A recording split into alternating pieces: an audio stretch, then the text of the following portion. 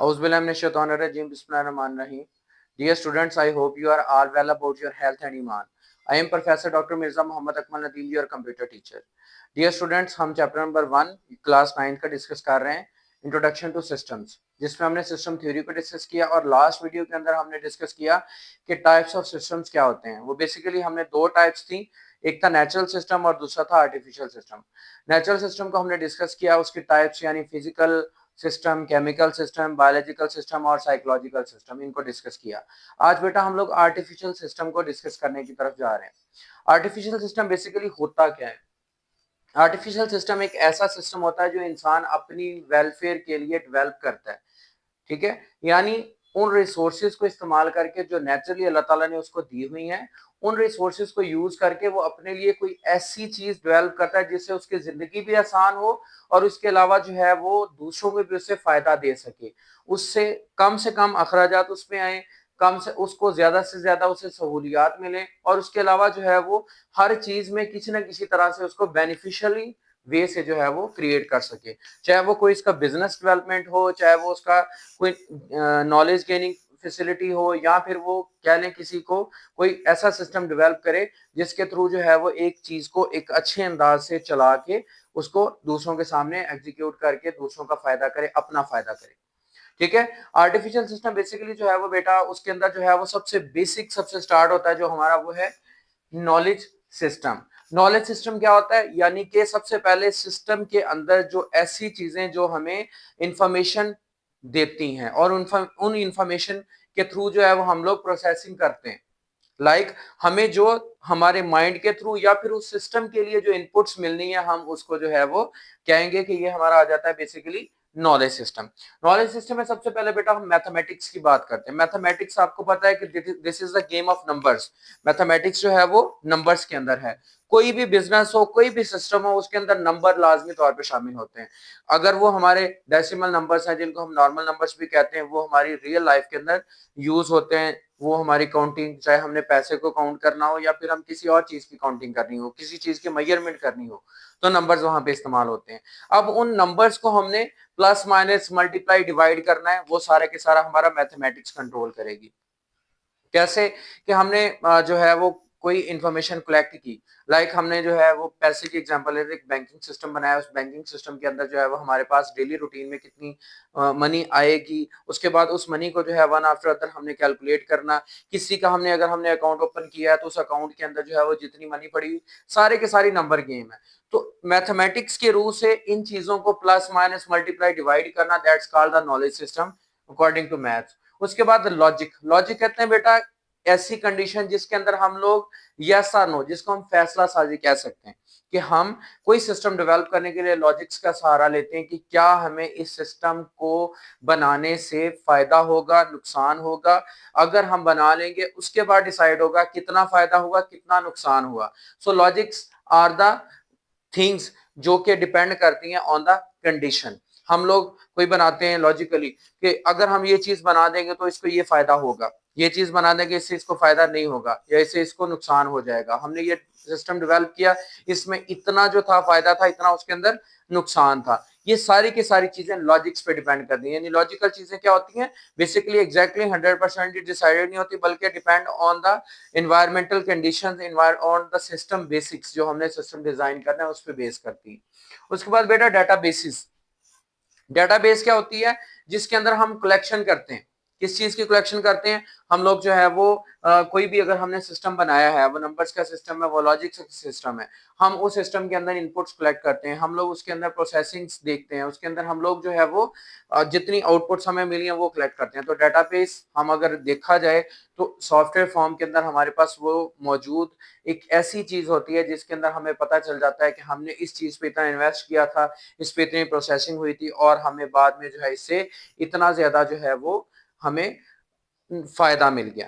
तो हम कह सकते हैं कि जो हमारा डेटाबेस है वो बेसिकली एक सॉफ्टवेयर फॉर्म में कह लें, या फिर हमने अगर उसको जो है वो मैनुअली डिजाइन किया होगा तो वो हमें प्रोवाइड करता है इंफॉर्मेशन हमारे सिस्टम के अकॉर्डिंगली। उसके बाद information management system. Information management system का मतलब क्या है?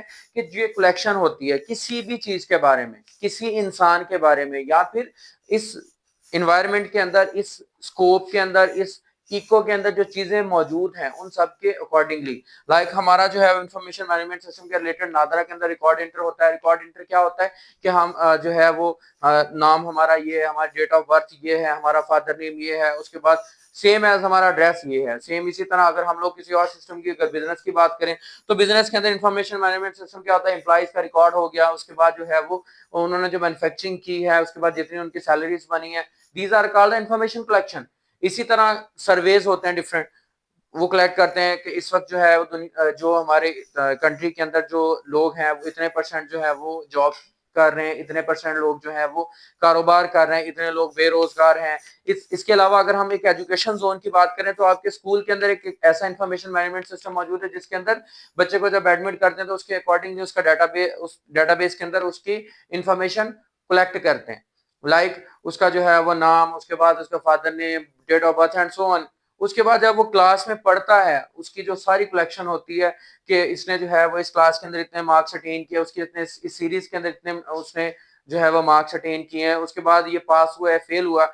इसी तरह बोर्ड के अंदर जो है वो इंफॉर्मेशन मैनेजमेंट सिस्टम मौजूद है जिसके अंदर हर चीज की वन आफ्टर अदर जो है वो कोई ना कोई पॉसिबिलिटी मौजूद है, या ऐसा नो कंडीशन के अंदर, या फिर उसके अंदर जो प्रॉपरली उसके इंसान के बारे में इंफॉर्मेशन मौजूद है। तो बेटा ये हमारा था नॉलेज सिस्टम जो कि हमारा आर्टिफिशियल सिस्टम्स के अंदर शामिल है।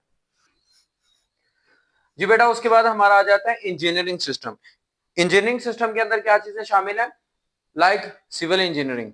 ठीक है, इंजीनियरिंग वो चीज होती है जिसको हम लोग फिजिकली एस्पेक्ट्स को इस्तेमाल करते हुए हम चीजों को डेवलप करते हैं फिजिक्स की रॉ से। ठीक है, यानी चीजों की मैन्युफैक्चरिंग करना, तैयारी करना फिजिकली। सबसे पहले सिविल इंजीनियरिंग आ जाता है। सिविल इंजीनियरिंग में क्या आ जाता है कि वो इसमें वर्कर्स को यूटिलाइज करके मुख्तलिफ सिस्टम्स क्या करते हैं, चीजों को डेवलप करते हैं, लाइक कोई कंस्ट्रक्शन बिल्डिंग के कंस्ट्रक्शन के लिए जो है वो कंस्ट्रक्शन साइट बना ली, उसके बाद जो है वो कोई एक फैक्ट्री जो है वो बनाई। यानी ऐसी चीजें सिविल इंजीनियरिंग के अंदर शामिल होती हैं जो कि हमें डेवलपमेंट में यूज होती हैं कि हम लोग उसके थ्रू जो है वो कंस्ट्रक्शन या फिर ऐसे कोई भी काम करते हैं। और उसके अंदर ह्यूमन रिसोर्सेज यूज होती है, ह्यूमन फोर्स यूज होती है, और इसके अलावा आर्टिफिशियल इंटेलिजेंस भी इसके अंदर यूज होती है कि हम लोग इसके अंदर जो सिविल इंजीनियरिंग के थ्रू जो हम लोग चीजें तैयार करते हैं, इंजीनियरिंग वर्क्स लाइक रोड्स को तैयार करना, बिल्डिंग्स को तैयार करना। पहले जो थी मैनुअली जो मशीन इस्तेमाल होती थी उनको क्या कौन चलाता था, जो ह्यूमन रिसोर्सेज थी, जो लोग थे, जो मजदूर वहां पे काम करते थे उनको चलाते थे। आजकल क्या है, ऐसी ऑटोमेटेड मशीनें तैयार हो गई हैं जो कि मुख्तलिफ तरीके से जो है वो ऑटोमेटिकली कंप्यूटर कंट्रोल्ड काम कर रही है। ऑटोमेटिकली हम उसको लगा देते हैं और वो वर्किंग जो है वो एक तो टाइम सेविंग के थ्रू हो रही है और उसके बाद जो है वो ज्यादा अच्छे अंदाज परफेक्टली हो रही है।